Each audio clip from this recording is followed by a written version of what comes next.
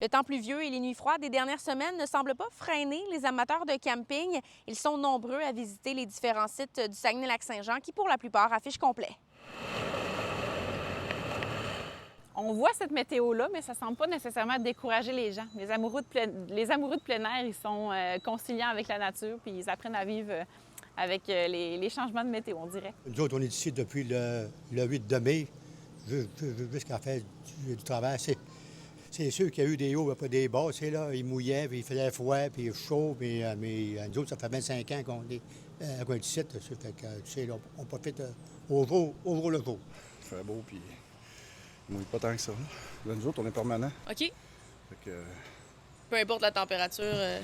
on monte à la maison quand il fait pas beau. C'est vrai que c'est difficile, à cause de la pluie, hein? Ouais.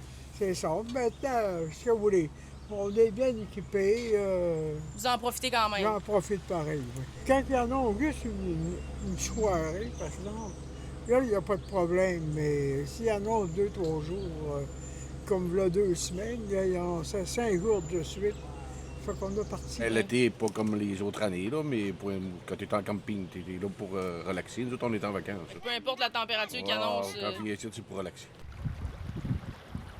La plupart des propriétaires que j'ai contactés m'ont mentionné être débordés. Malgré la météo changeante, la majorité de leurs terrains sont déjà réservés.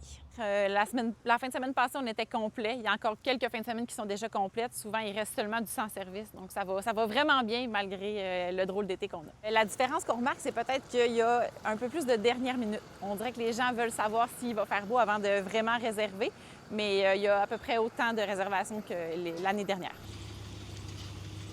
Je m'en ai fait parler toute la fin de semaine. Quel été désastreux. Pour eux, c'est une catastrophe. Il y en a beaucoup qui me parlent de juillet 96 parce que ça avait été un petit peu comme un mois de base pluvieux. Puis on se rappelle le déluge de 96. Moi, comme je me plais toujours à dire aux gens, il faut s'adapter à la météo qu'on a. On n'a pas de contrôle sur elle, puis on doit s'adapter à cette météo-là.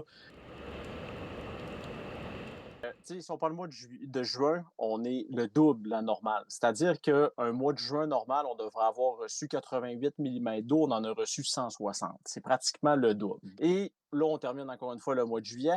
On est déjà 20 mm au-dessus de la normale de la saison et le mois de juillet est le mois le plus pluvieux de la saison estivale et même de l'année complète, si on le veut, là.